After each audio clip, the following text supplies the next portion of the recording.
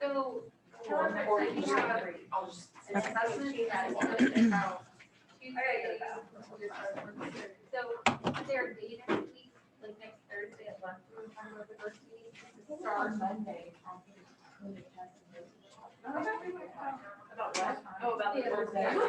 We can have like an initial conversation, remember what we signed up for. Yes.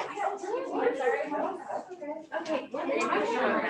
Yeah, what we have to put in my binder. Do you printed all of it all together, or do you think like, it would be like, hey, I think I would be good at this section, I think we can do it, do our part, and then put it together and.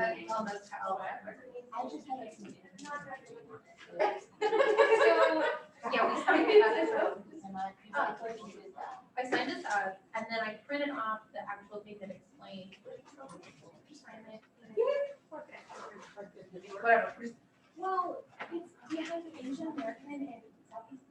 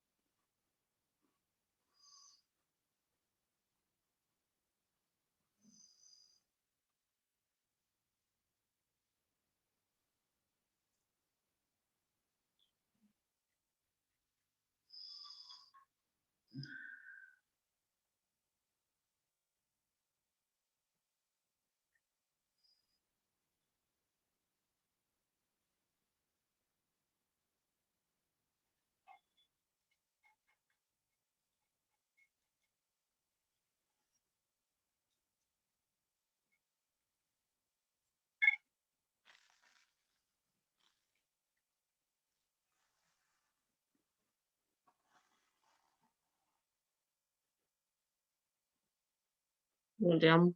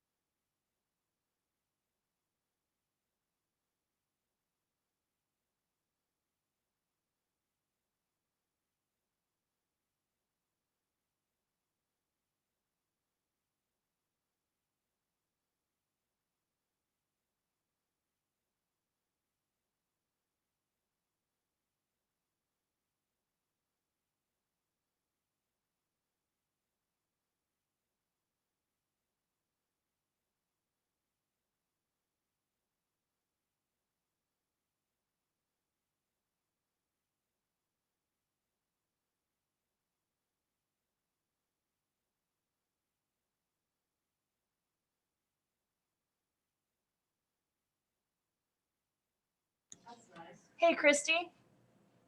I don't know if you know this, but we can't hear you at all.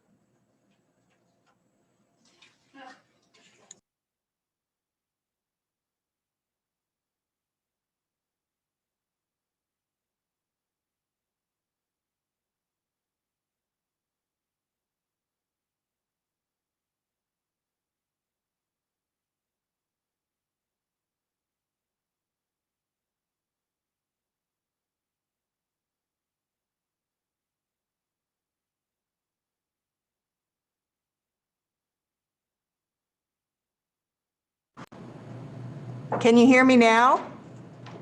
Oh, now we can hear you. Yes. Okay. Good.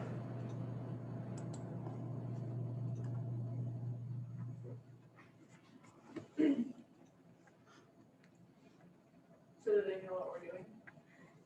Yeah, so in 70, or yes, I'm still testing. In 202, so you need to go to menti.com and type in the code. And then I want you to use one word to describe professionalism. If you can't read the code, let me know and I will help you.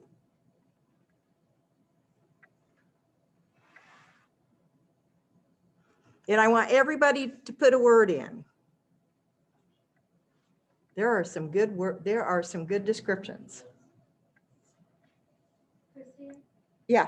sorry, can you repeat the code for me? Yes, 4750772.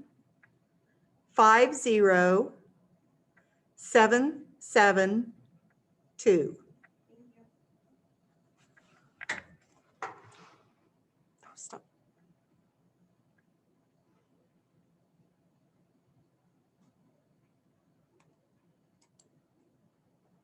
Are you guys in 202 doing okay with this?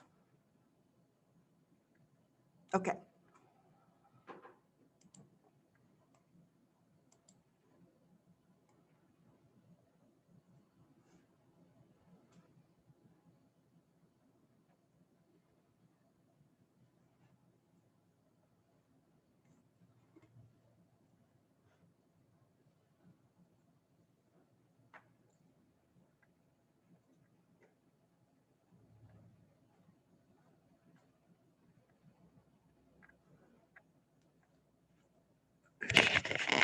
Okay, there are some really good words. Accountable, that seems to be a really popular one. To be professional, we have to be accountable. Respect, competent, responsible, respectful understanding. That's stand on my head. Devoted, calm, caring, open, that's a good word. A team player. I'm gonna have to go back over here. Excellency, competent, integrity, that's a good word. Proficient. So these are some of the words that we need to think about when we're talking about how we act as professional nurses. All right, I'm going to stop sharing this. And let's see if I can find my PowerPoint here.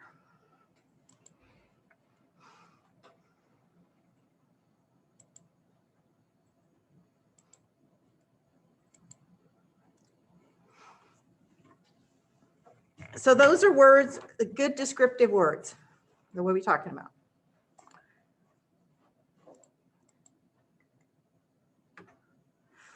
So this is a philosophy of nursing.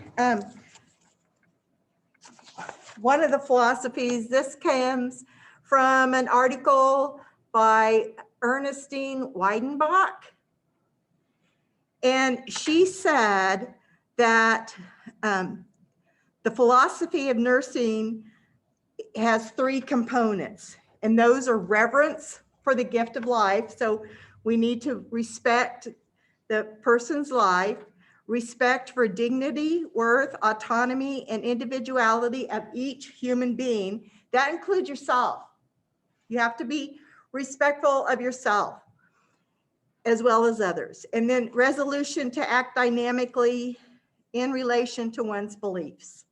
So I'm going to stop sharing because in your resources, there's an article called The Noble Nurse.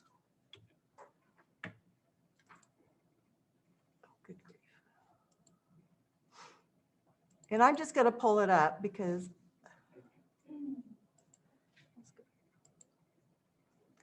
I thought it was an article.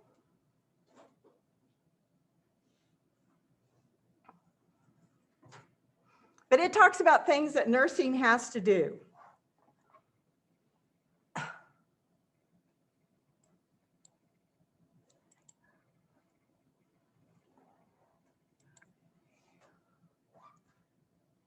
Oh, brother.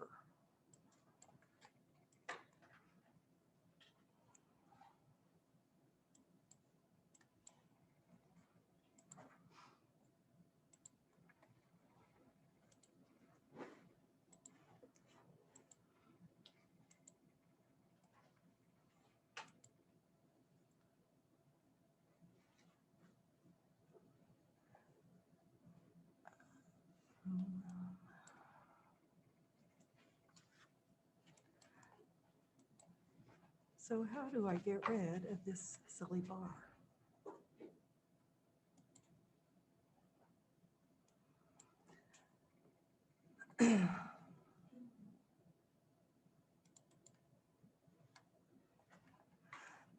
Oh, brother. Well, this talks about how nursing is the most trusted profession. It gives definitions for brother.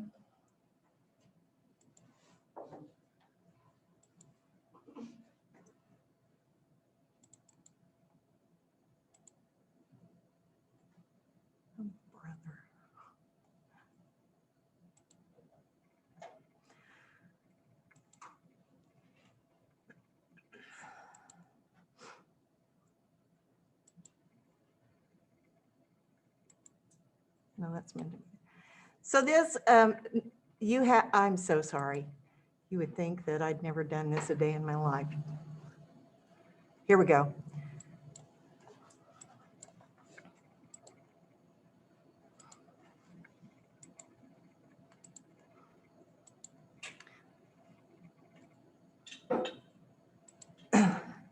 So we're the nurses are the most trusted profession, and I think we're 19 years now that we are the most trusted.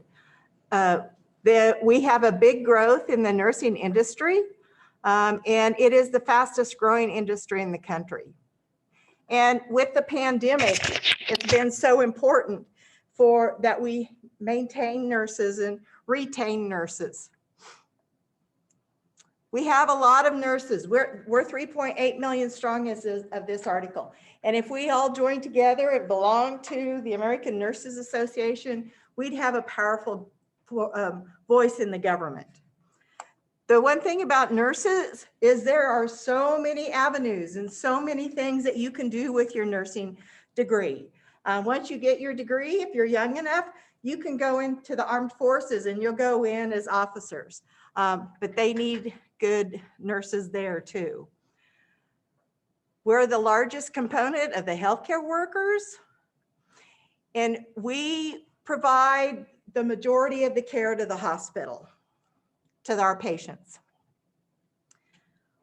So the one thing I liked about this is during a shift, a 12-hour shift, you'll walk 4.5 miles or more. You'll lift over 1.8 tons. Think about that in your back. And you're going to care for patients and their family.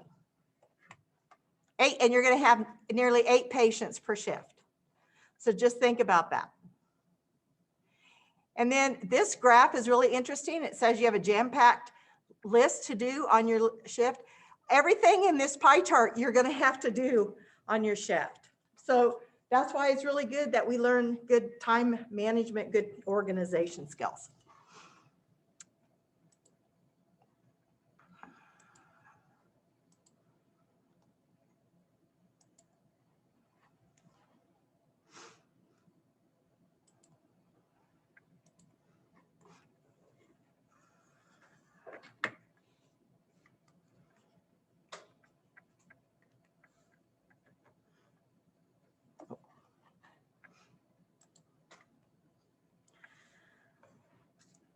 So what is professionalism? This is the definition that Mary Grimes School of Nursing picked as our definition of professionalism. It comes from Jean Ginn's book. And professionalism is a sense of oneself, yourself. And it's based on characteristics, norms, and values from the nurse that are set by the nursing discipline. And then it results in individual thinking, acting, and feeling like a nurse. So what are some characteristics of a professional nurse? And we talked about some of these. Is there anything up here that you're wondering, well, how does that make me, how does that word describe me as a professional nurse? What might be some areas that are more important as a professional nurse?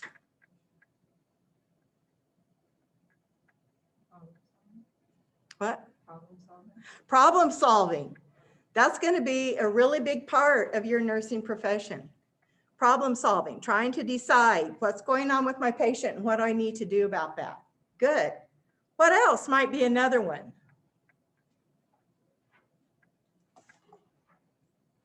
Oh.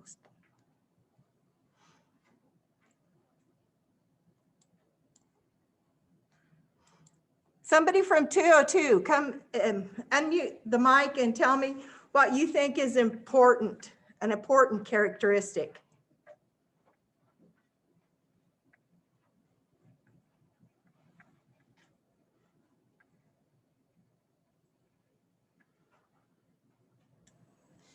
Somebody said all of those are important.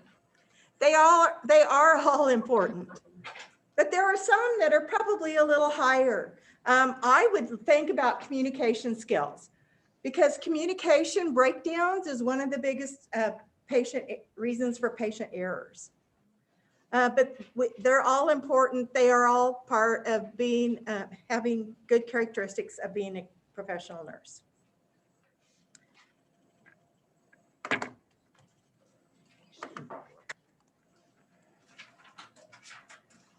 So nursing norms, these are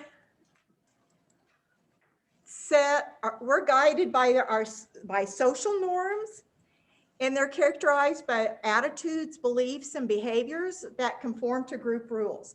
So the American Nurses Association and your state boards of nursing have come together and decided on what attitudes and behaviors are they expecting from professional nurses. And these norms are going to be enforceable. So there are going to be rules and regulations that you have to follow as a professional nurse. They come from your state board of nursing. They're set by American Nurses Association to help guide us. There are also some nursing norms that are going to come from Joint Commission if you're working in the hospital setting. If you're working in a long-term care setting, it'll be Centers for Medicare Services. So core values. Have you already started thinking about yourself as a nurse?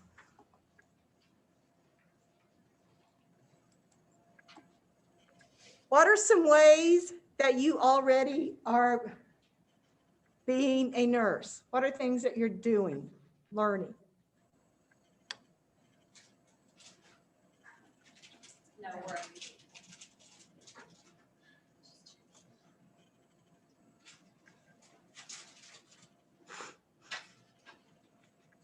Are we unmuted? Yes. Is it an actual question or is she being rhetorical? So Christy, in some of the reading, it talks about how many students in their first semester don't really feel like they're a nurse yet. And I feel that way because I feel like I don't have enough knowledge to claim that yet. Yeah, so that's probably pretty true. But you need to start thinking of yourself as a nurse, even though that you don't have all of the knowledge that you'll have when you become an expert nurse. You still need to start thinking of yourself as a nurse in the nursing role. That's going to help guide you to become a good novice nurse when you graduate from the program. I totally get it. And we've had almost a whole week off, so that kind of threw everything out of kilter. But even when you go into the learning lab, when you go into simulation, you are the nurse. We're going to expect that professional attitude of you as a nurse.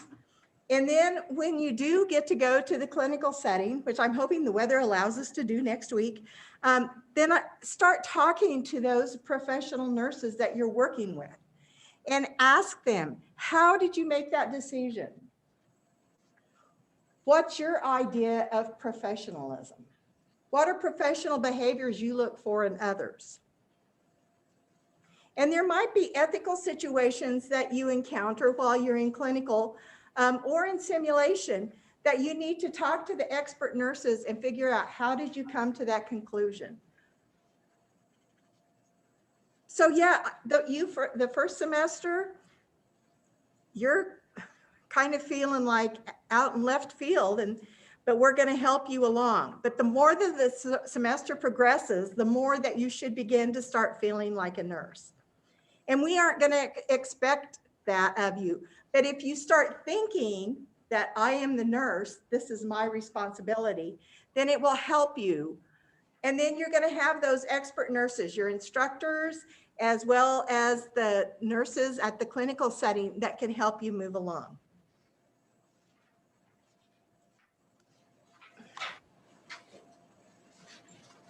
So what are some nursing behaviors?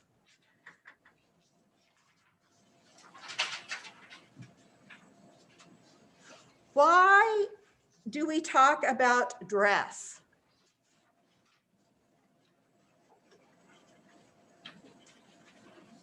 Why is the way we dress so important when we talk about professionalism?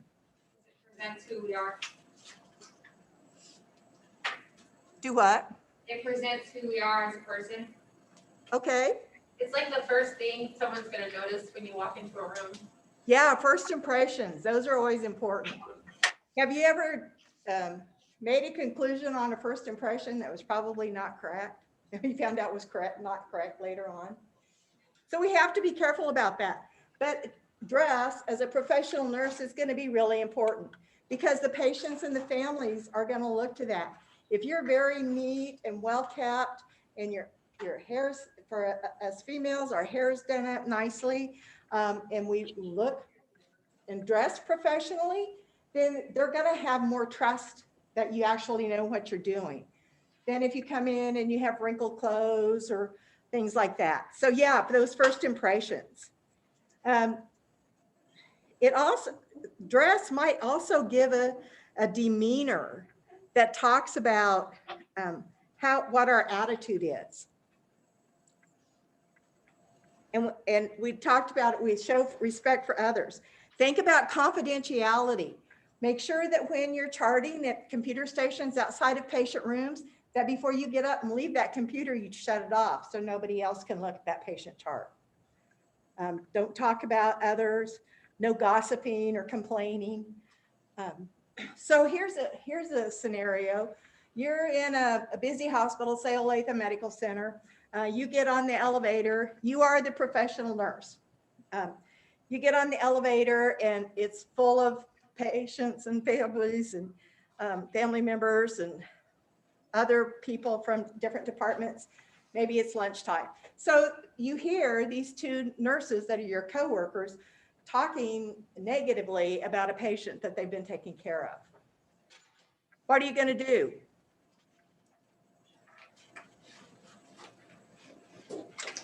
Busy elevator.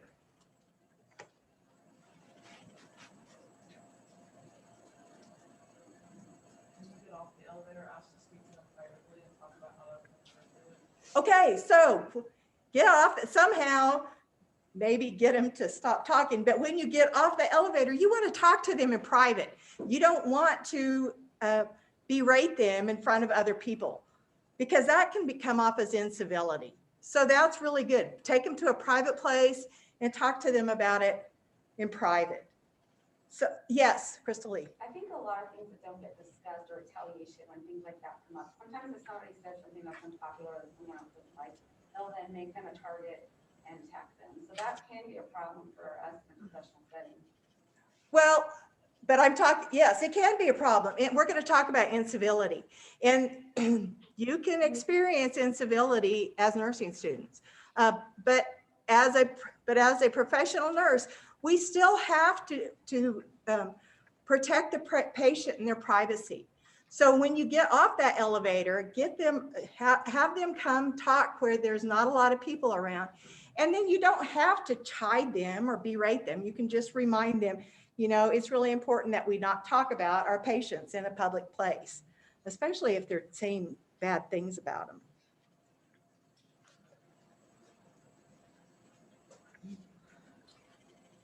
So knowledge, you're working on that now. We're helping you with that now. You're going to learn what knowledge you need to know to take care of patients. Just remember though, as you go on through your nursing career, that in the medical field, it's always changing. So you have to stay updated. You have to continually be in education and take classes and keep up on the newest and greatest. Whatever area you're working in, you should belong to that organization. And they'll probably have a journal publication that will give you journal articles that might provide you with continuing education hours, but it will keep you up to date. Make sure that be careful about getting sucked into taking drugs, stealing medications. That's such a big issue, especially if you're thinking about going into anesthesia. There, unfortunately, are a lot of anesthesia people that have problems with addictions. And when you're working 12, 14 hours a day and you need something to get you going, you have a lot of caffeine, and then you need something to help you sleep at night. That's what happened to Michael Jackson. That's with the propofol. We need to be competent as nurses, and that's starting now. Remember to use good evidence-based practice. That's looking at those journal articles to see what the newest is.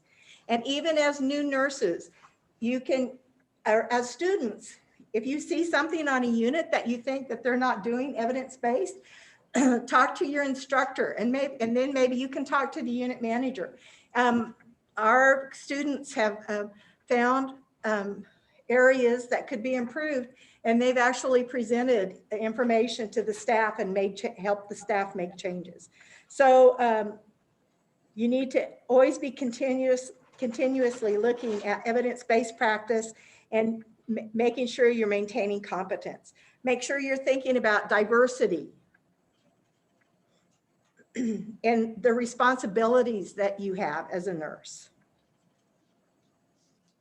There are a lot of hospitals, they'll have competency fairs for maybe skills that are very important, like central line dressing changes, that you'll have to do that in front of a peer and get checked off like you are here in skills lab. So don't think that skills lab checkoffs are gonna go away once you get out of school. The Nurse Practice Act,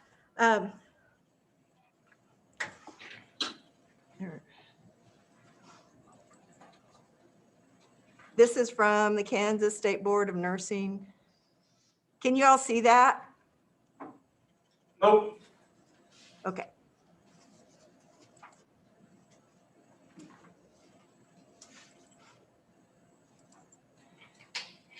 Okay, here is the Kansas Nurse Practice Act. Oh, darn it. And it can be found on ksbn.gov.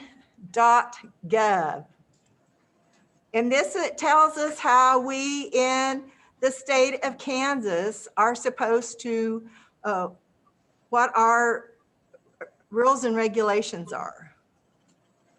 These rules and regulations don't just go through the nurses at the Kansas Board of Nursing, but they go to our government also, the Kansas Senate, and they're voted on. So these are things that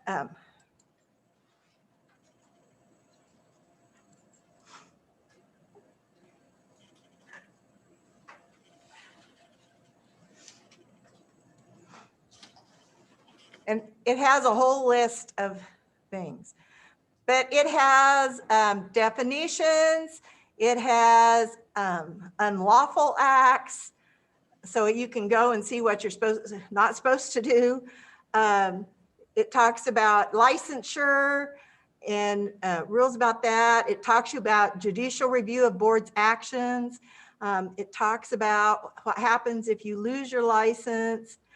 There's rules and regulations and things like that. So that is a good place to go to look and see what we in the state of Kansas can do. You need to know your scope of practice so that you're practicing professionally. The other the QSIN is quality and safety of educating nurses. And there you're going to find patient-centered care, teamwork and collaboration. You're going to find evidence-based practice, safety, quality, informatics. Yeah, I know. Quality, safety, education, partnership.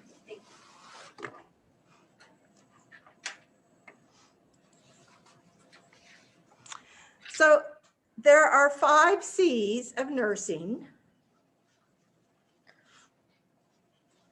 And these are so important to every nurse and every patient. So these would be good things to think about as you're going in and providing patient care. This is the organizational framework for Mary Grimes School of Nursing.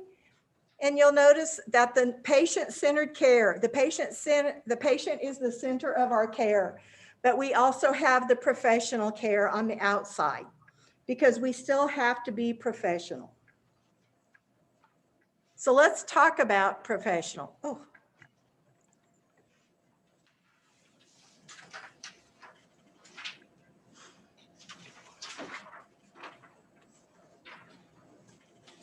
So these are some ways that what unprofessional behavior looks like. How can these all affect, how can, just pick one and tell me how it's going to affect patient care.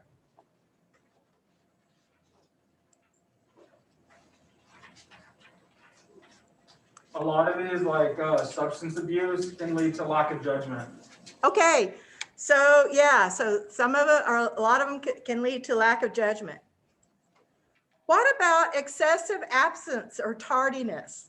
How does that affect patient care? It makes you unreliable and you aren't as familiar with like who your patients are, and it makes it hard to be able to take care of them if you are never there and you aren't keeping up to date with their diagnosis and plan of treatment. Okay, so if you're working in an area that if you are absent a lot, you may not be in tune to the latest of taking care of patients. What? Good. How else does absences and tardiness affect patient care? Timeliness of care. Timeliness of care. You might miss report from the nurse that's going off, and you're not going to be able to ask questions of them. When you are absent a lot or tardy, how does that affect your coworkers? It can make a short staffing, which is going to affect patient care because then your fellow nurses are going to have to take more patients. How else is this going to affect your coworkers? In a hospital setting, if the night shift doesn't show up, the morning shift has to stay, so now you're having someone stay on a longer shift, which is going to make them tired. Okay, so the other shift might have it.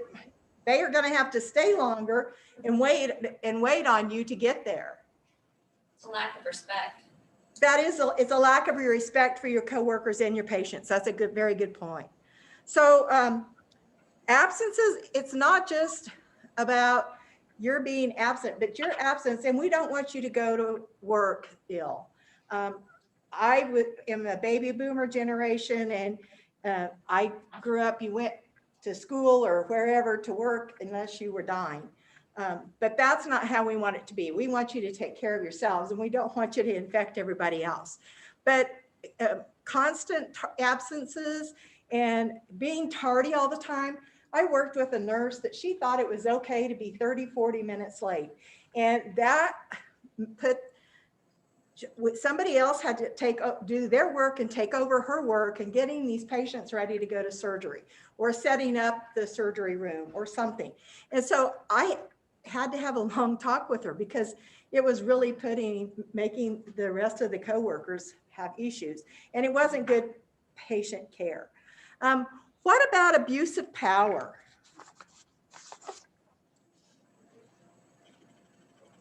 What does that mean, and how can that happen in nursing? like using your authority over someone else, so like over like an aide.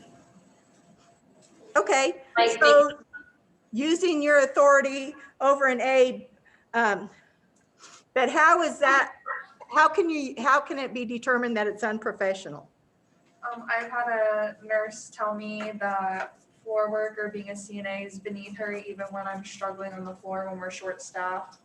And she still expects me to get everything done that would happen on a normal day when we had full staff. So it kind of just puts a lot of stress on the aide to do twice as much work while she's not willing to help. Yeah, it does. We have to be really careful about abusing our power over our coworkers and making them do twice as much in the same amount of time. That's a really good point. How can we misuse our power over patients? Forcing them to get up when they don't want to. Yeah, if they don't want to get out of bed and you tell them, okay, well, you're getting out of bed, then that may be an abuse of power. What else? That's good.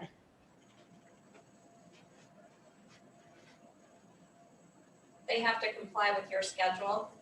Okay, so yeah, telling them they don't have a choice. This is how it's going to be. And we're going to do that.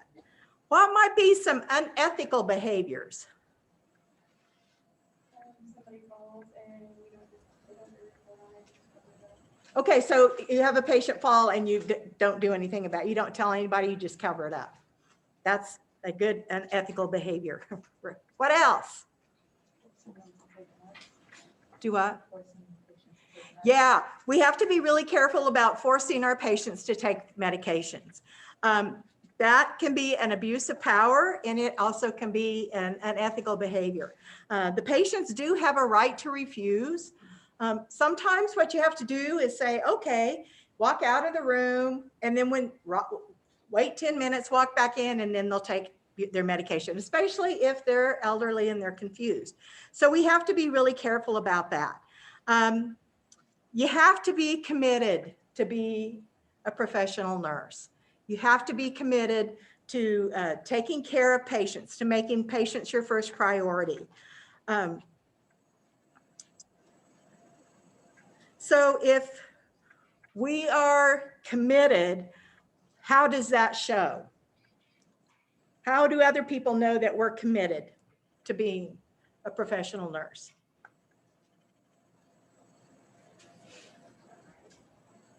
Do what? Okay, so making sure, yeah, the nurse that's doing the patient's rights. What else? Show commitment. What kind of commitment? I said, are you asking how to show commitment? Yes. Consistency?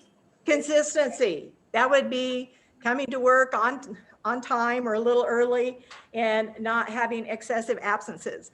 And here's what I'm going to tell you. The hospitals, especially, are looking at you, and in a quarter or something, if you have 3 or more absences, you may get written up or they can terminate you. So you have to be really careful about your absences. How else can you show that you're a committed nurse? Anticipating patients' needs. Okay, starting to learn how to anticipate patients' needs. Good, what else? Think about your coworkers.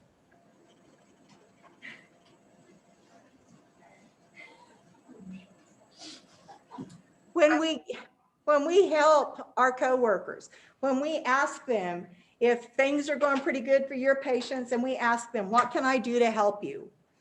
Or if our nurses' aides need help with bathing a bed-fast patient, that shows that we're committed, not just to the patient, but to our teamwork also. We have to be good team players.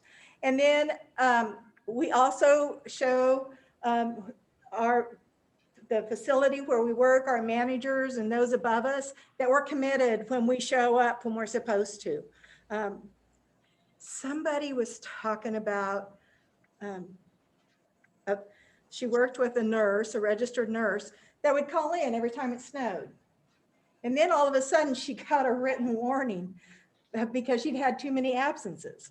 So we have to think about that. And the snow and everything's a whole nother ballgame. But this is another time as a professional nurse in your job that you're gonna have to have a backup for a backup for a backup for your kiddos so that you're still able to go to work. Oops, okay. I gotta move this along.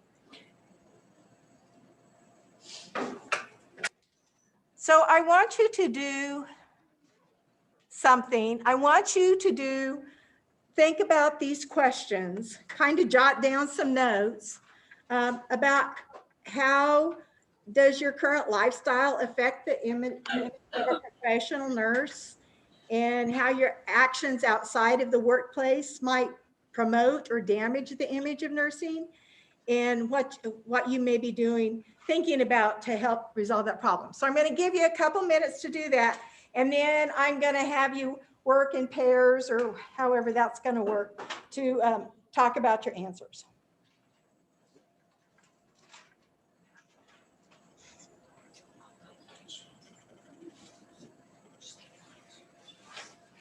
So go.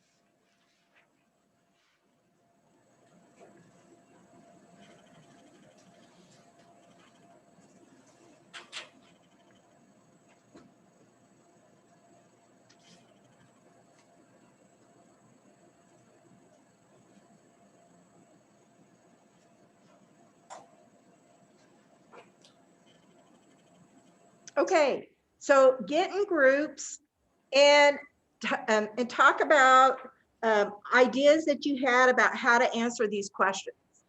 And then I'll give you 3 minutes, and then we'll come back together and we'll talk about it.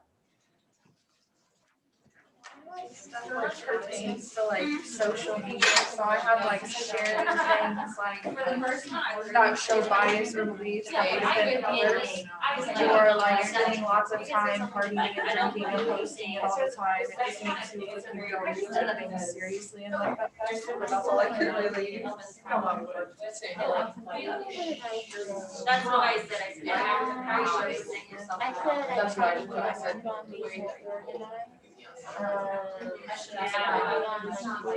Respecting yourself. You're not doing terribly. I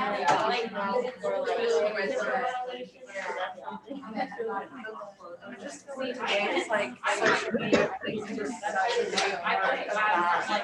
because like without it, you could kind of want it like you do, and it might not go anywhere, and they trust that you are like that in your profession, but anything can get blown up on social media overnight, and they're going to take the worst of what you say and I put locker sleeves. I probably don't sleep. I I don't. Yeah, I have like no schedule whatsoever, because I work night shifts over the weekend, and so then by the time I get home, like, I know I should get up at like 1 o'clock on Sunday, just so I'm not out of the loop, but I'm the person that will sleep until 5 o'clock, and then I'll do a couple assignments, and go right back to sleep, and then up waking up at like 3 o'clock. So it's just so bad.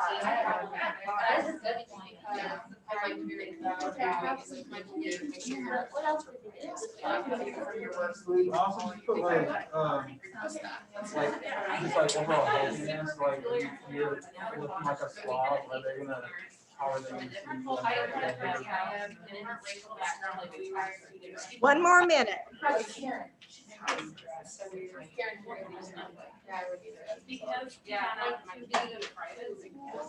he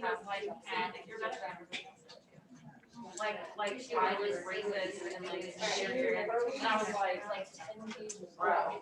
It's all like, yeah, options and it's literally, like, it literally stemmed from the having all these people. They're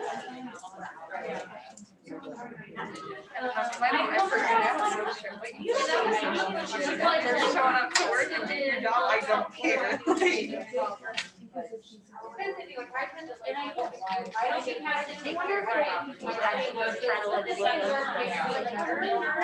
Well, my thing is like, I'll share a bunch of stuff on Facebook just because I think it's funny, not because I necessarily agree with it. So that's where I get frustrated. I probably should stop. People are gonna think I'm psychotic. Okay. I'm going to stop sharing so we can pull up. So that first question, what kind of lifestyle might affect the image of nursing? And it can be positive or it can be negative. What might be some positive lifestyle choices that would be good, that would affect the nursing profession? Good source of nutrition. What? I said a good source of nutrition. Okay, being healthy, staying healthy. That's a good way to be positive, a positive influence for the nursing profession. What else might be positive lifestyles outside of that would affect the nursing profession? I put that I'm really active in my community and social justice. And that Okay, I think so it's when you see social injustice, you get involved with that, Dalton. Volunteer work, being active in the community, good. What else is positive influence on nursing? Yeah, being exercising, staying in good shape and good health. Healthy habits, yeah. Yeah. So what might be some good healthy habits? Yeah, the exercise. Having a good work and social life, like, don't just be just work or don't care about work, having a good balance. Okay, so having that good work-life balance. Okay, yes. I would say like putting your mental health first. Okay, good. Making sure that you're putting your mental health first, because if you're mentally not able to care for yourself, you're not going to be able to care for your patients. So let's talk about negative. What are some negative things that affect the profession of nursing?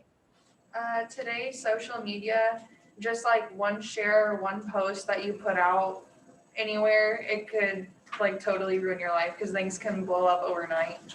Yeah, so you have to be really careful about what you post on social media. Nurses have gotten fired because of things that have ended up on Facebook, like dancing on the table at the bar. It's true, they have. And be careful that and you tell your friends, because you deserve to have a life in private, but if it goes on social media, that's fair game. And all the Instagrams and tweets and TikTok and all that, you just are going to have to be really careful. well, I haven't watched one. Nurse Jackie, the show Nurse Jackie, that was a horrible way for people to think about how nurses, because 99.9% of professional nurses do not act like Nurse Jackie did. I hated that show. I wanted to write the producers a nasty letter.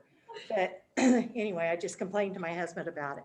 But anyway, so we have to be careful about that. And I don't watch medical shows because they don't do things right and it makes me mad. So anyway, but you have to think about what you're doing out in your private life and what social media is, because that's a huge thing.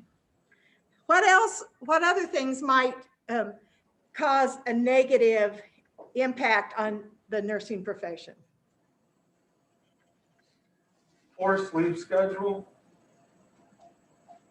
What kind of, forced leave? Or sleep. Poor sleep schedule. Sometimes a forced sleep schedule might be good. I'd like to take one of those. Yeah, it's a poor sleep schedule. If you don't make sure you get enough sleep. And I tell you what, working night shift, it's hard. It's hard to figure out how much sleep you need during the day and how to do that. But you do need to find a good sleep awake balance. What else? You're not practicing what you preach. You preach, eat healthy, exercise, do all these things that you don't do great on you. So practice what you preach. Make sure that if you're telling your patients you need to eat healthy and exercise, make sure that you do that. I worked with a doctor that he was about as round as he was tall. He was a short guy. And I loved him dearly, but he was getting ready to retire. And every once in a while he'd come into for evening rounds and he'd have his little shot of scotch there. But he never, ever talked to his patients that they needed to change their diet and exercise, because he wasn't going to do that. He told me that several times. I don't preach to him.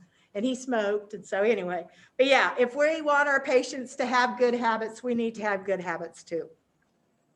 What might be we talked about that. So what might be some ways to resolve a poor image of the nursing profession?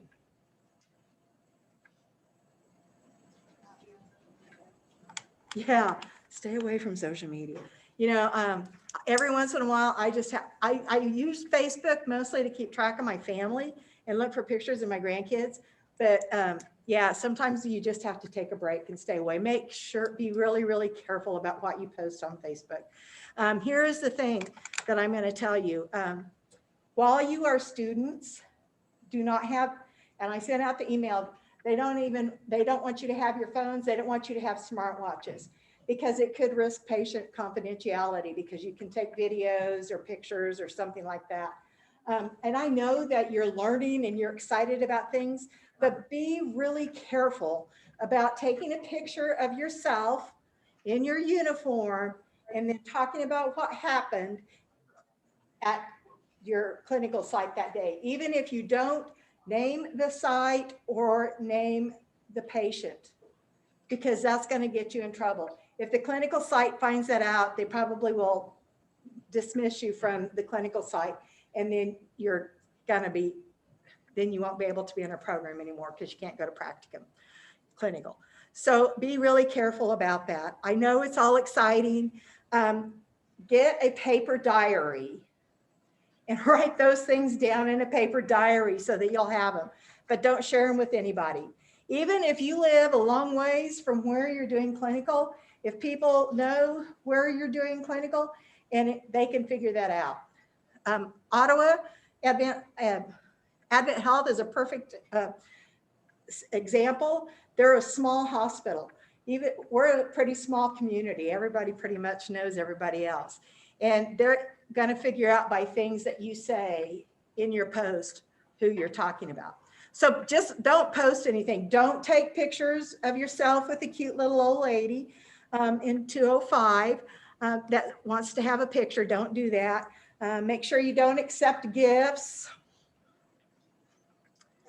That's probably part of your policies and procedures, that you don't accept gifts from patients, even though they're very thankful. You tell them, I'm thankful to take care of you. So remember that that you do have your own thoughts and feelings, and those are okay. But you have to think about your actions and make sure that they meet social standards. Be really careful about alcohol and drug abuse. If people know don't put RN on your license tag. Don't have your stethoscope hanging on your rear view mirror. Don't advertise that you're a nurse, because if you're out in the public and you're doing things that they don't think nurses should do, then that's going to come back to bite you. We're evaluated all the time about how we communicate, how we behave, and how we dress. I remember I was a fairly new nurse. It was probably, I graduated in June, so it was probably the first Halloween after that. And the country club always had a big Halloween party. And I was there with some friends, and there was another nurse that she'd been a nurse for a while, and she was dressed up as a naughty nurse. And I was so disappointed in her. I did not have the same respect for her. So be really careful about what you do off duty. Dress, behavior, and communication sets the stage for development of trust or mistrust. So make sure that when you walk into the patient's room, you walk in and say, hello or good morning, my name is, and start off with a cheerful smile and all that. Don't go in right away with some joke, because they may not be jokey patients. So just think about ways to form trust. Okay, let's take a break. Go ahead, come back at 5 after 2, and we'll finish, we'll go into the rest of profession. I was thinking the same thing.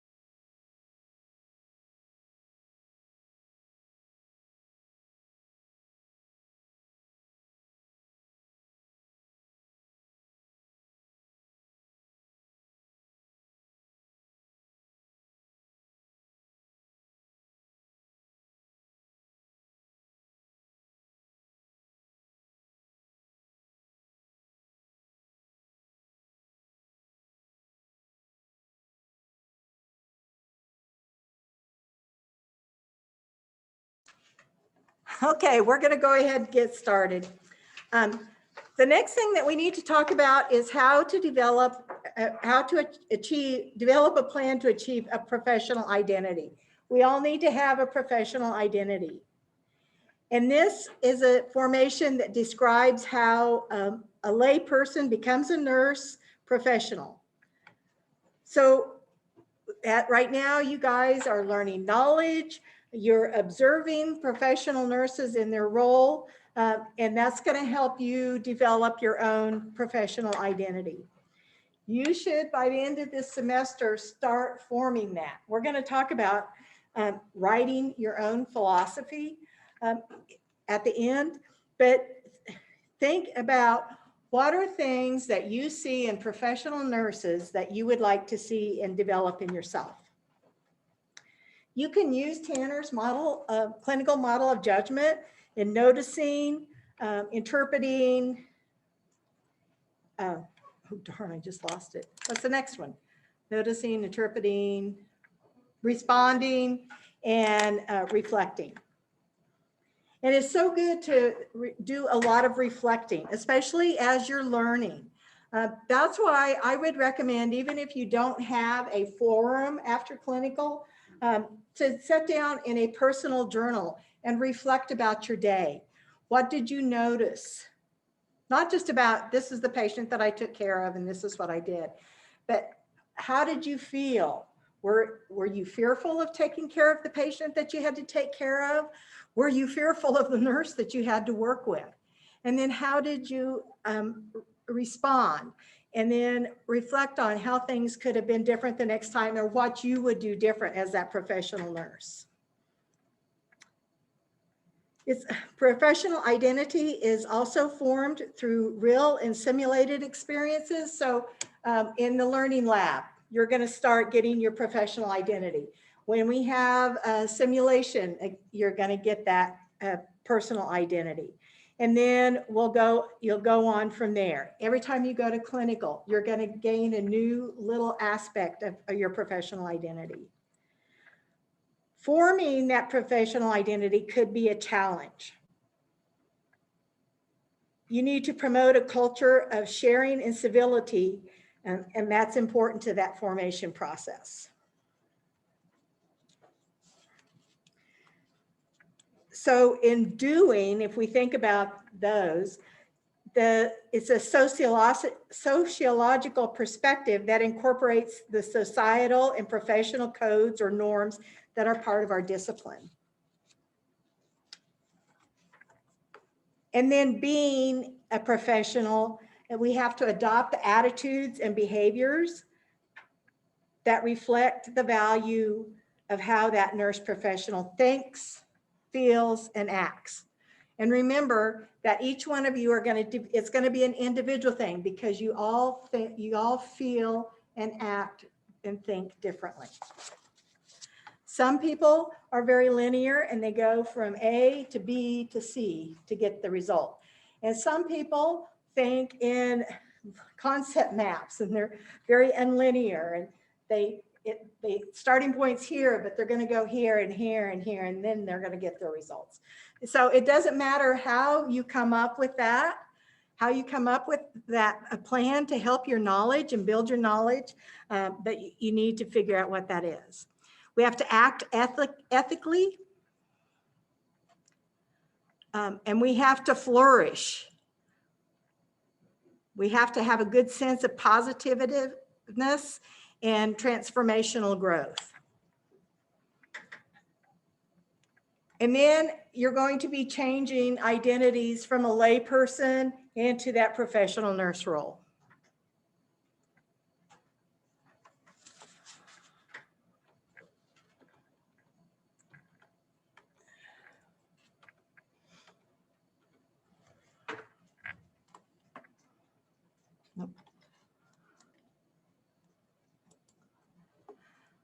So how are you going to perform a professional identity? You need to have clear expectations and realistic expectations for yourself. Remember, we don't expect you to perform as a novice nurse at the end of first semester. But we do expect you by the end of this semester to be able to perform in a nursing role to your abilities, to where your abilities. And we would expect you may be able, you're going to start doing nursing assessments. And we're going to expect you to be able to say, that heart sound is not right. You may not know what it is, and you may not know what to do about it, but you may recognize it as abnormal, and that you go and you talk to your instructor or the nurse that's taking care of the patient. And so we will expect that of you, but we don't expect you to necessarily know what it means and what to do about it.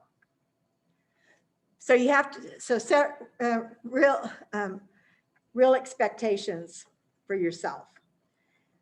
When you have debriefing, post-clinical or learning lab simulation or in the classroom, think about it to help you and use the feedback to help you grow into that personal relation.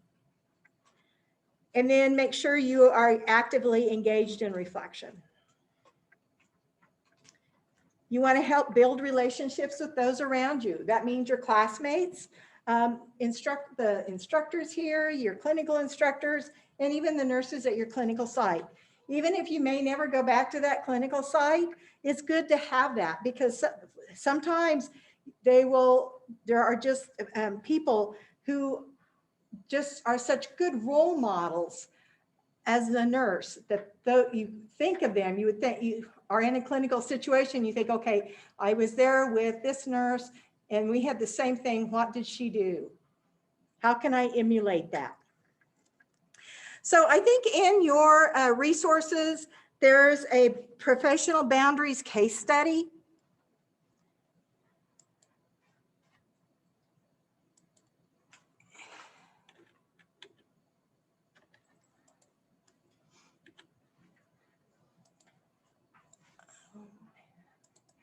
And so let's talk about maintaining professional boundaries with your patient. And I promise I will make this bigger.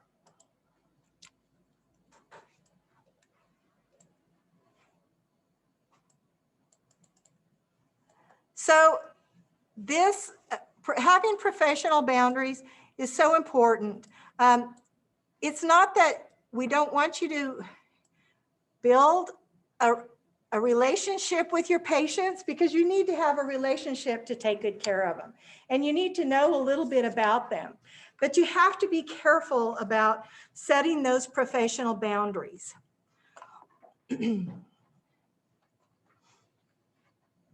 So this article talks about boundary crossing and boundary violations, and you can read that.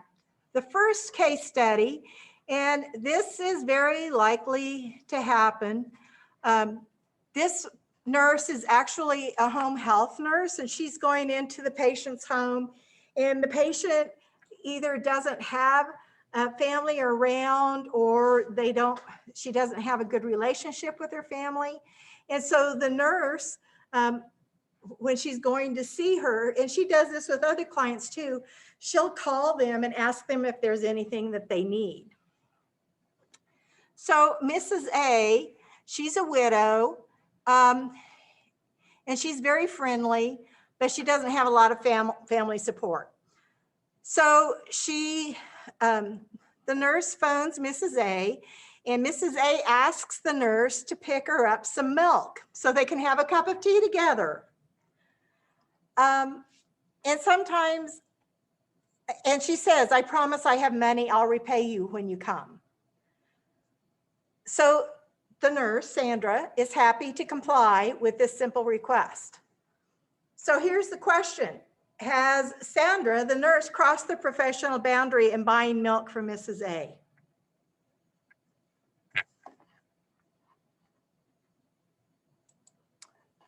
I'm going to close that.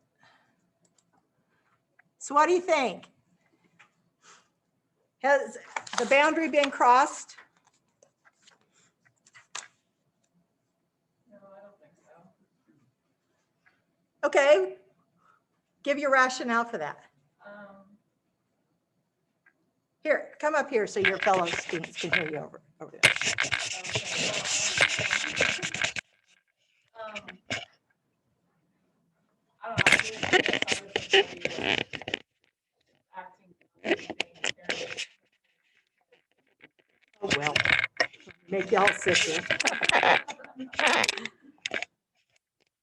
So by buying the milk is being kind and caring, showing her compassion. Anybody else have an opposing view or a different view?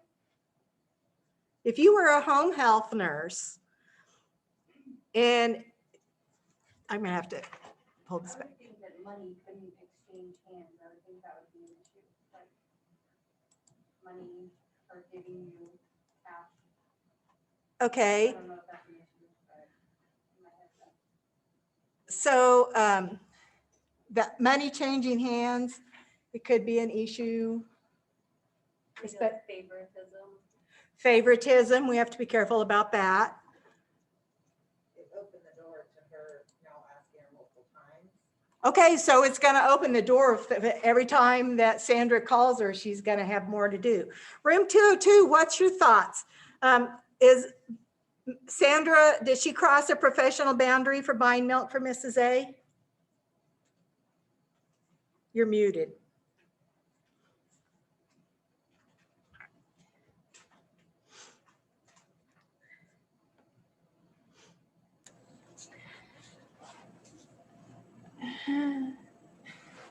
I kind of have mixed feelings on it. I think at first it is acceptable, but then you have to think of it as what you do for one patient or resident, you have to do for all.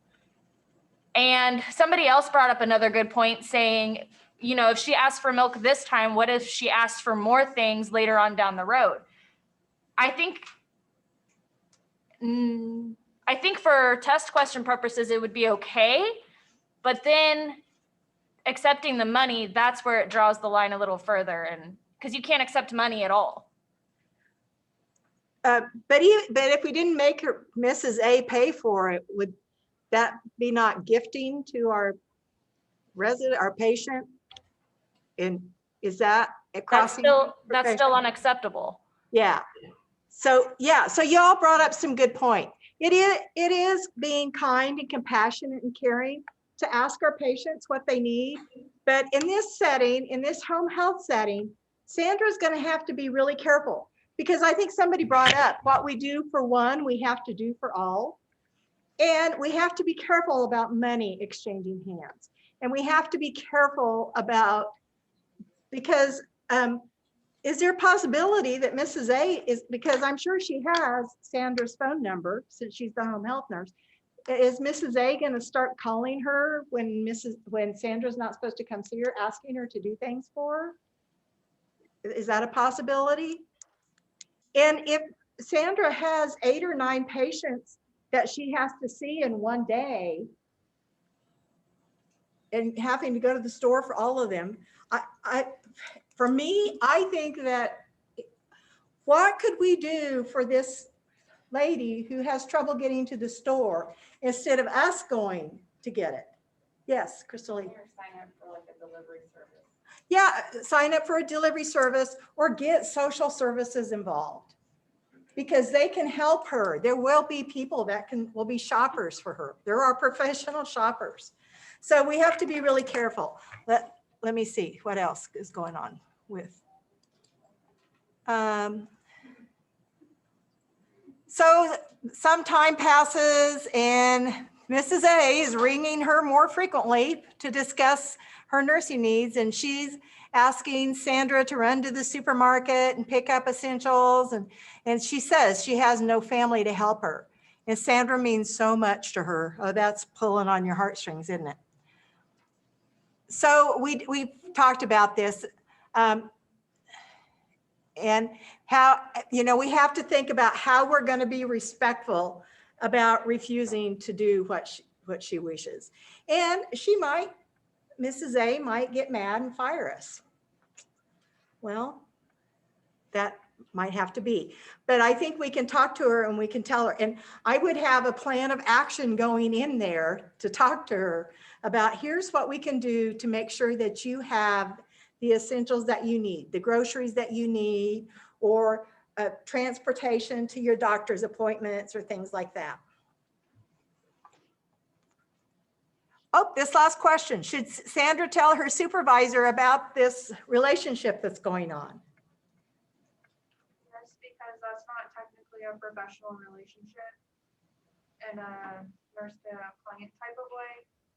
It needs to be addressed so they can get her the resources she needs to be able to get her groceries and things like that.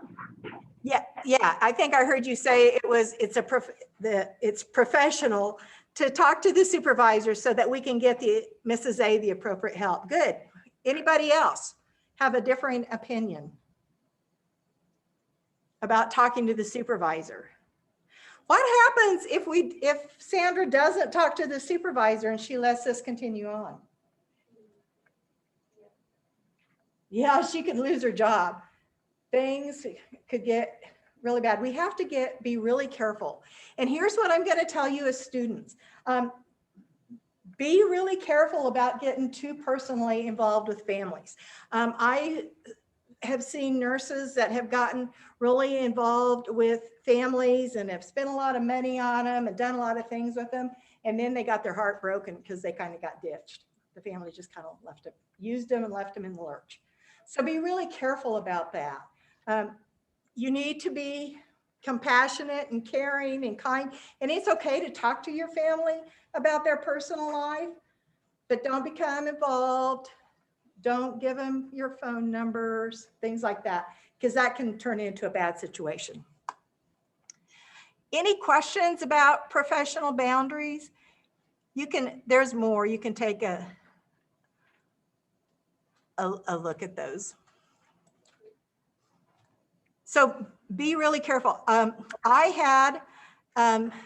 was a nursing student with me in my class.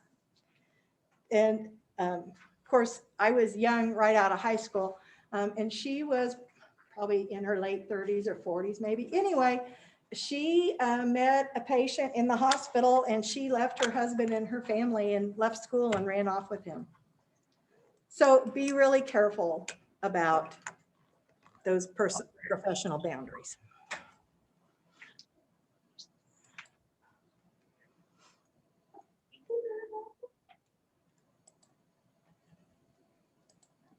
Nope, not that one.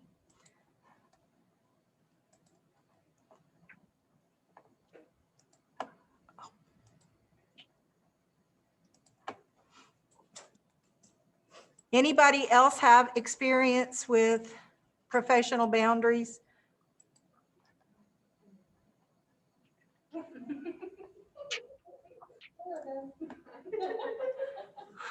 that come into play with like family members and nurses kind of?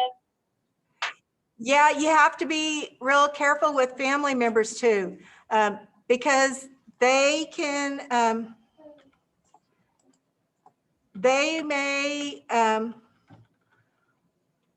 especially if they really like you, it's the same thing. If don't take gifts from them, don't take money from them. There are some facilities that the patient or the family can fill out a survey, and if you get a good survey, you get so many good surveys, you can win a prize or get a free lunch or something like that. Be careful about how you direct your patient to do that. Make sure you don't insist that they give you a good evaluation. But it does go with the family members too. Be careful about getting the relationship, those professional boundaries for that relationship. I was thinking like my mom was my patient or my cousin was my patient. Like, do hospitals have policies against that? Against what? Like a nurse caring for their family. Oh, yeah, some hospitals do and some don't. Here's my take on it. I love my parents to death, but I would not want to be either one. I wouldn't have wanted to be either one of their nurses because they wouldn't do what I wanted them to do, and then I get mad at them.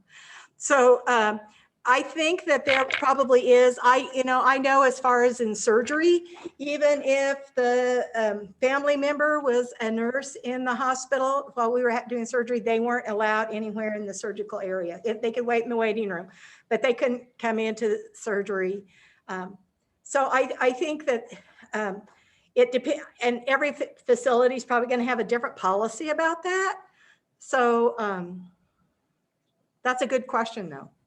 Okay, Anybody have experience with that? most nursing homes don't have an issue with that, but hospitals, I think it's per their policy.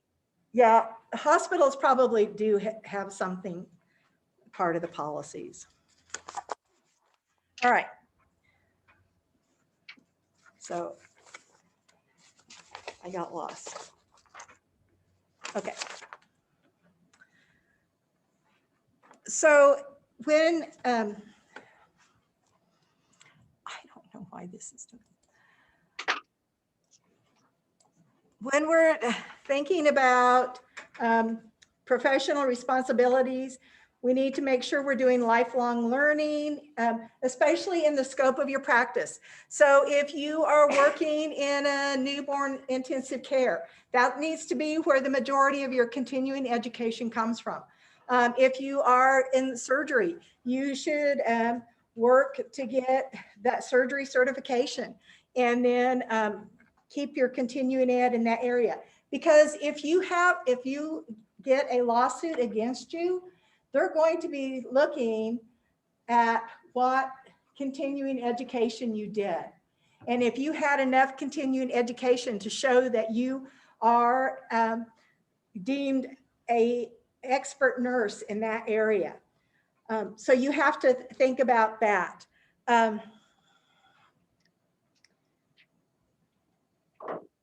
So think about what your scope of practice is. So right now, as a student nurse, your scope of practice is to do whatever you have been deemed ready to do. Like going to the hospital, you can take vital signs, you can start doing assessments, you can give baths, you can change beds. And then as we move forward, you're going to be able to give medications with your instructor. While you are in the 2 years here of nursing school, you have to give your meds with your instructor, and maybe fourth semester you can give it with another nurse. But so that's your scope of practice. If you do something that you've never done before, it's probably out of your scope of practice. I had a student, I was an adjunct instructor, and she was a really good student. And her thing was that she didn't speak up and protect herself. She was with a patient in, we were at the Hill in their intensive care. Her patient was a med-surg overflow patient, and anesthesia came up and they were going to intubate a patient. And so the nurse said, come on, you could come in with us. Well, the nurse and the anesthetist had my student push IV propofol, which was out of her scope of practice, literally. Anyway, so that was a good learning experience for her. And it was a good learning experience for the rest of the students in her clinical group, because we did talk about scope of practice at that time. And then I had a nice long talk with the nurse anesthetist. But anyway, so you have to be careful about your scope of practice. Even as you become a professional nurse, you have to know what it is and that is and isn't appropriate for you to do. The nurse that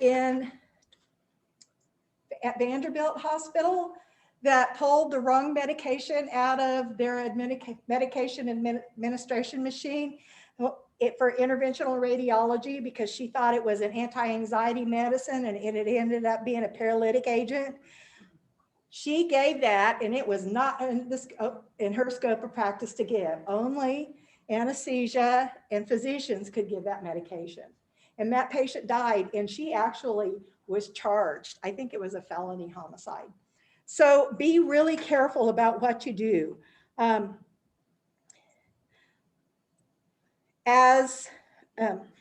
Most states, LPNs can't start IVs unless you're specially certified, and there are only certain medications you can give IV. So you have to know that as an LPN. Remember that getting your license is the ticket to entry into practice, but it's your ethical obligation to continue to learn and provide best safe care in the state of Kansas or wherever you are going to practice. And right now, Kansas is part of the multi-state licensure. So you'll be able to do that, go to other states. What do you mean? What is that? So the multi-state license, I don't want to spend a lot of time talking about it, but there is a group of states that have said, if you are licensed in this state, you can practice in our state without getting a license in our state. So like, and Kansas held out for a long time, but like Missouri and Oklahoma and maybe Nebraska, Colorado, there's a big thing. So that's what that is a multi-state license. So if I wanted to go down, the year that Joplin had the tornado, at the time I had a Missouri license because I got my bachelor's and master's from a school in Missouri. So I had to have a Missouri license. But I'm letting it lapse this year because I'm a multi-state license. So if somewhere in Missouri had a big tornado and they needed healthcare workers, I could go down there and practice as a nurse because I have a multi-state license. But we'll talk more about that in your RN year. So that's one of the good things. And every state in the country takes the same licensure exam. So they're looking at having one license for the whole United States, but that hasn't happened yet. There's states holding out. Kansas requires 30 hours of continuing education units every 2 years. California requires 30 CEUs every year. Some states don't require any. But it's really important for you to have continuing education units, especially in the specialty area where you work, whether you work med-surg or OB or surgery or ICU, wherever that is. Is that the same as the LPN? I think you can get a multi-state PN license, yes. Chrissy, Yes. I have a question just from a little bit ago. The 5 categories of professional identity: doing, being, acting, and ethically. Can you come up to the microphone? I'm having a hard time hearing you guys. Can you hear me now? Can you hear me? Yes. I just have a really quick question before I forget to ask it. The professional identity is composed of 5 categories: the doing, being, acting, ethically. The flourishing part, can you give me an example of that? Flourishing is that doing and being with a sense of positive attitude and transformational growth. Flourishing means you're growing. When you think of a plant and it's flourishing, it's growing and it's transformational. That means it's changing as it grows. You're becoming better as you flourish, as you grow, as you have that transformational growth. Does that make sense? Yep. The way it said it in the PowerPoint was just not clicking in my head for some reason. Okay, that's fine. Now is the time to ask questions. Okay. So professional organizations are also a good way to stay current. The American Nurses Association, the reason that a lot of nurses don't join is because it is a little expensive. But if all of us nurses joined ANA, we'd have a huge voice in the government and we could probably change how healthcare is in this country. So just think about whatever specialty area you work in, and even if it's med-surg, they have a group and you can come be certified in med-surg nursing. And so you can use that organization to help promote good patient care and also to help keep you current.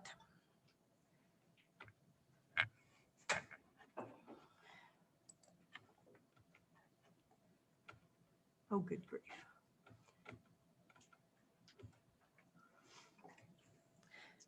So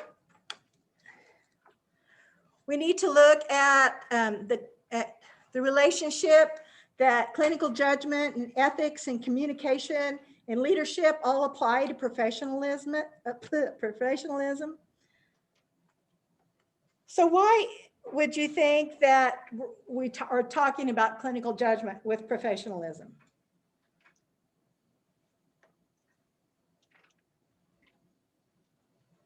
What does clinical judgment help us do in our professional role? Better choices. Do what? Better choices. Better choices. Yeah, those choices outside of our work and at work. So that's what clinical judgment does. It helps decide if behaviors that might be observed or exhibited by yourself are professional.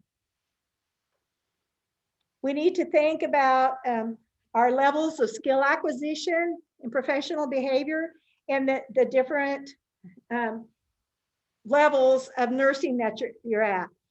Beginner levels of nursing, novice, that will be you after you graduate and you get your RN license and you're first beginning your work, your first job.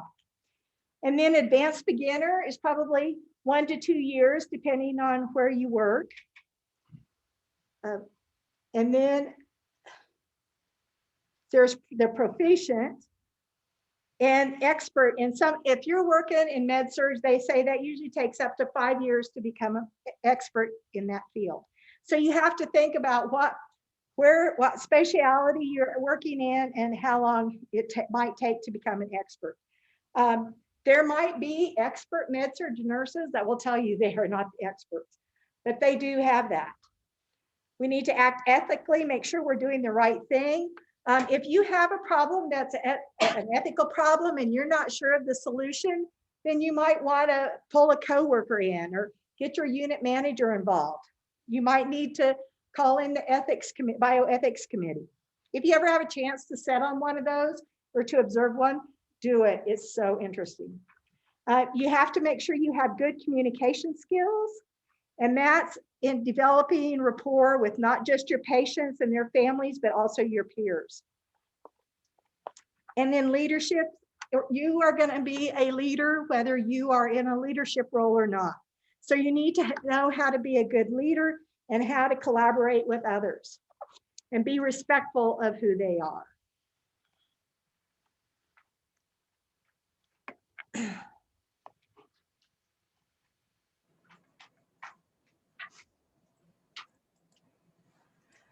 So here's a question. Here are some NCLEX style questions.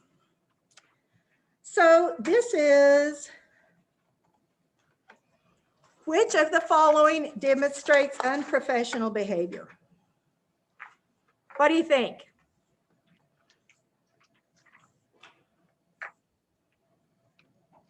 I think it's a select all that apply, but.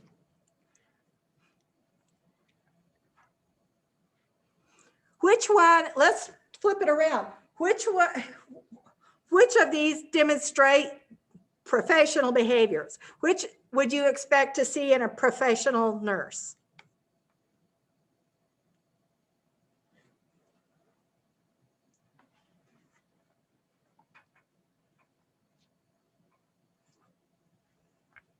So let's talk about A.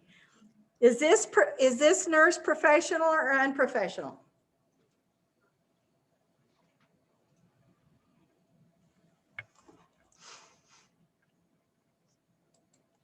Just take a shot in the dark. Professional. Yeah, she's professional. What makes her professional? She knows her policies.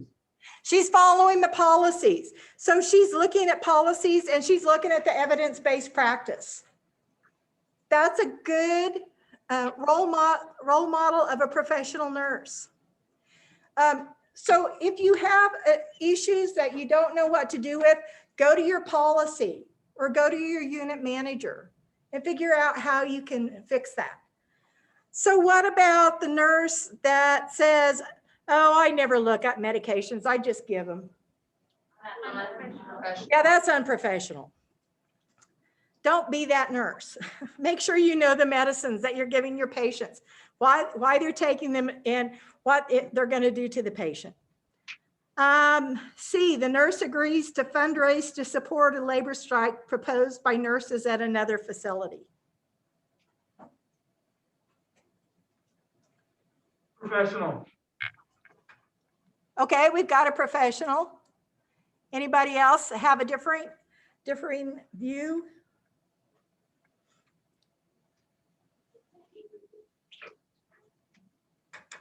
Unless it's with an organization, I think that you would have to be really careful about this, especially because she works at a different facility than the one that the nurses are striking at. And it depends on the policies and procedure of that hospital that she works at about being unionized. So I think that might be really iffy. And that could be a line that would be crossed that would be considered unprofessional, and she might get fired for it. So I'm kind of on the fence with that one.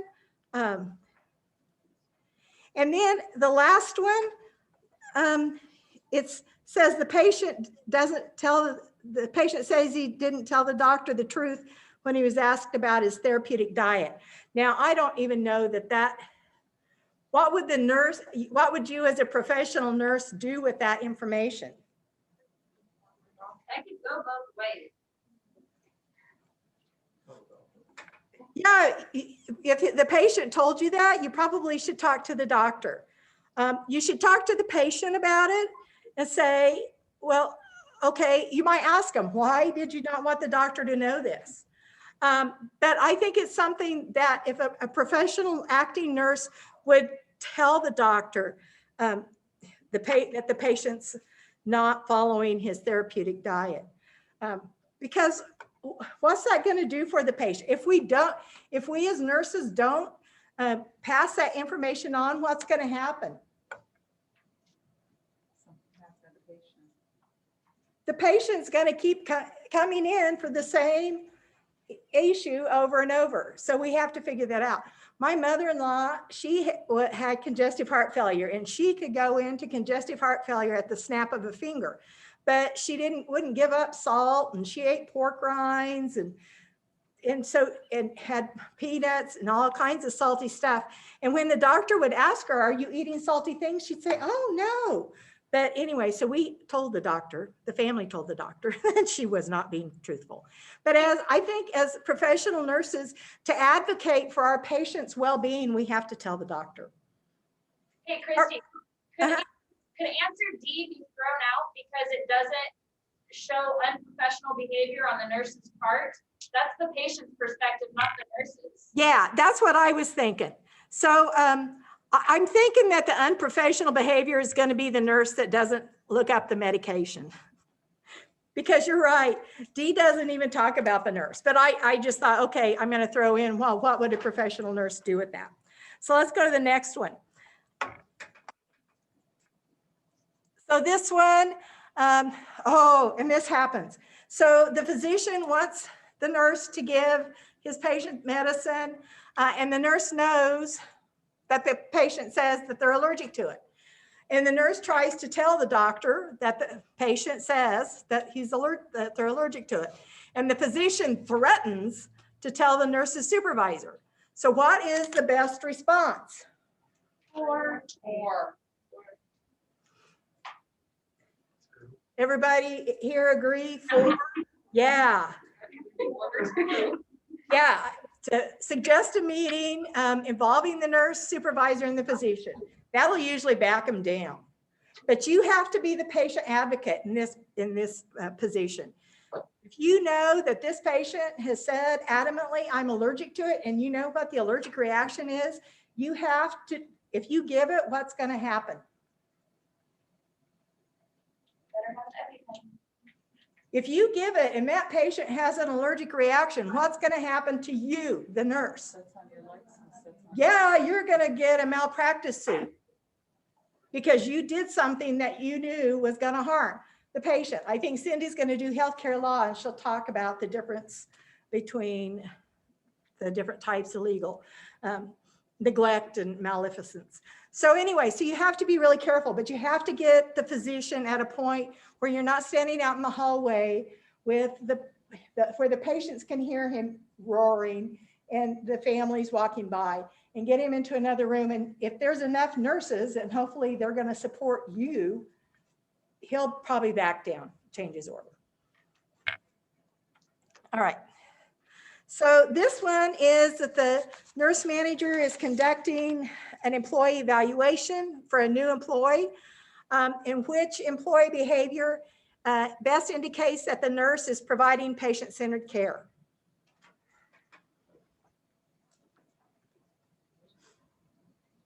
So number one, A says the nurse shares his or her own personal problems in order to obtain the patient's trust and to show empathy with the family. B, the nurse avoids raising the patient's anxiety by chatting about pleasant topics before unpleasant procedures. C, the nurse clarifies patients' reasons for refusing medications without becoming defensive. And D, the nurse avoids upsetting patients by not bringing up healthcare issues that might upset the patient. C. Okay, I hear C. Anything else? I'll give you some time.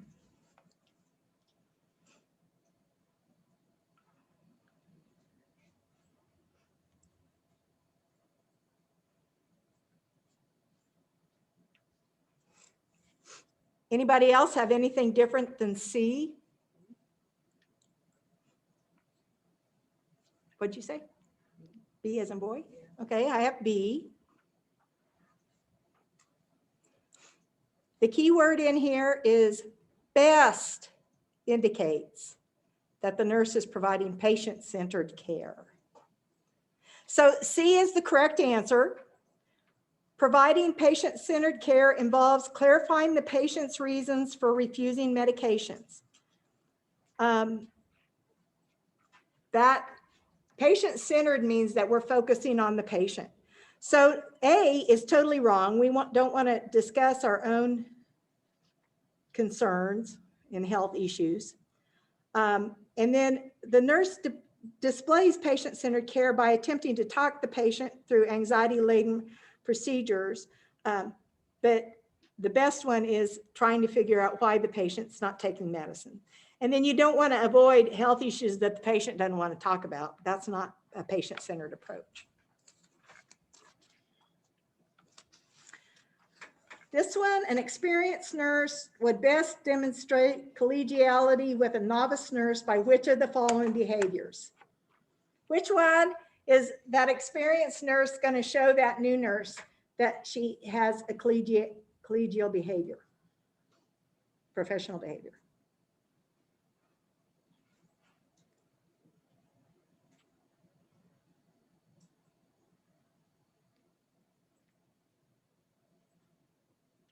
D. D as in dog? Yeah. Yeah. Anybody else have anything besides D? So the best way for this expert nurse to help the new nurse, the novice nurse, is by being a mentor. Just throwing them out there, that novice nurse out there, and letting her get her feet wet and expecting her to know what to do could cause her to be overstressed and maybe make mistakes and then leave the profession. So we don't want that to happen. And it's not a nursing, and then it's not fair to nursing students to have to go to other units, although we do that, so that they can orient new nurses. But the best way, and we don't want to overlook mistakes, that those should be learning times. And so the new nurse needs to know the mistakes, how to not make them again. So yeah, being that mentor, that's really important. So this is a nursing instructor. She's evaluating, or he is evaluating, a student's progress toward becoming a professional. Which sign best indicates the student is progressing toward the goal?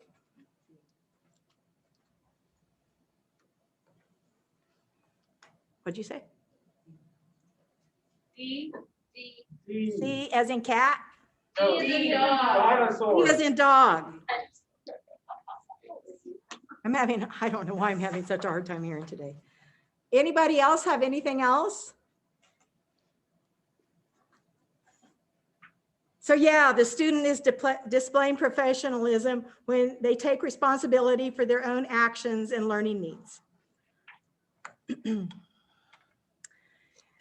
this is a select all that apply.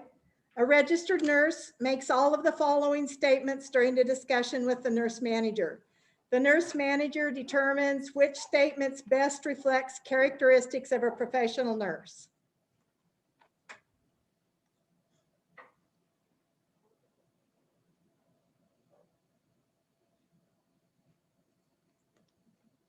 All of them but C. All but C. Yeah. Anybody else have anything else?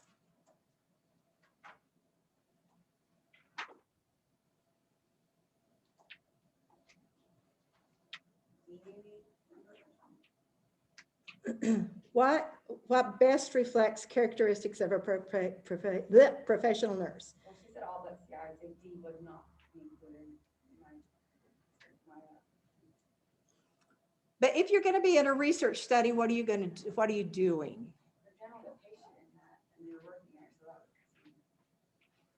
But then this is a nurse that's going to help participate in the research study. So she's going to be the nurse participating, or she's going to be applying? I think she's going to be the nurse. I think she's going to be a nurse helping do the research. Yeah, it probably needs rewording. If she's going to be a patient, but she's still helping to further with research, she's still helping as a patient, she's still helping to further healthcare. So that could go, D could go either way. Yeah, but I think all but C, if you're in it for the money, this is the wrong job. You'll make money, but you won't, you might not necessarily give good patient care. So we're not going to do this because this is the end, but you need to think about, these are strategies to become a professional. And so you might take some time and write these out and think about what they mean to you. And then the last page are just what ifs. And think about these. What if you see a healthcare professional that's rude to a nurse in front of a patient? And we kind of talked about that, the elevator situation. Another situation that you might find yourself in is if you're in a specialized area and you have a family member, maybe it's pediatrics, and the child is 5 or 6, and they have a 2-year-old sibling, and the child has an illness, they're terminal, they're getting ready to die. But because of the pandemic, they're not allowing little kids in. What might you do to be able to work around that, to bring that child in to say goodbye to their sibling? Do what? Okay, Zoom. What might be something else? Some facilities, I know we do it at ours, are allowing if the doctor and the social worker and like hospice all agree that it benefits the family and the patient, they allow visitors past the restrictions of COVID. Yeah. So yeah, you want to be talking to the people that are in charge. Like it was said over here to talk to your unit manager and see if you couldn't work something out. It's always good. Go to your policies first. If you can't find it there, then go to somebody above you and tell them the situation and ask them, what can we do to help this situation? So yeah, using your unit manager or your house supervisor or whoever, that's a good choice. So look at these and think about what ifs and think what you would do. I will tell you that there is a post-class prep view, and it should be opening up after 2. Next week after ethics, there's a big quiz, and it's called Professional Ethics and Law Quiz. It's a PEP. Make sure you read the instructions carefully. It's open book. Use your book to help you take this quiz. And take your time. It's not a timed quiz. You can take all the time that you need. It's over all 3 of these subjects. And it's due after the week after you have healthcare law. The other thing, before I forget, questions about today's exam need to go to Cindy. She is the course coordinator for PCC1. I didn't teach any of the concepts. I'm not going to be involved in reviewing that test. It will be Cindy and Jackie and Amber and Terry. So please send your questions to Cindy so that they can review those. Any questions about professionalism before you go? Chrissy, just to let you know, you don't have the correcting class quiz open until February 24th, next Wednesday. What? I'm sorry. I'm having trouble hearing you guys. The professionalism prep U quiz isn't open until next week. That's correct. Well, no.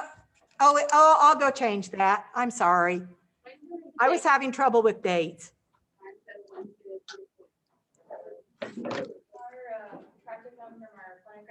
Oh, yes, I do want to talk about the practicum from clinicals. What about it? We didn't have clinicals.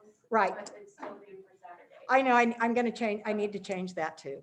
I had trouble with my internet at home, so I didn't get a lot of things done. And so that's one of the things that I have to change. Also, I want to talk about dosage calc. Monday will be day 1, and we're going to go over the first worksheets 1 through 4. And then we'll go from there. And I'm going to change the date of the first exam so that we make sure that you guys get plenty of time to practice dosage calc before you actually have to do it. Any other questions? On Monday, do we need to bring our skills back then? Yes, please bring your skills bags because I want to talk about medicine cups and syringes, and we're going to pour liquids and pull up meds and things like that.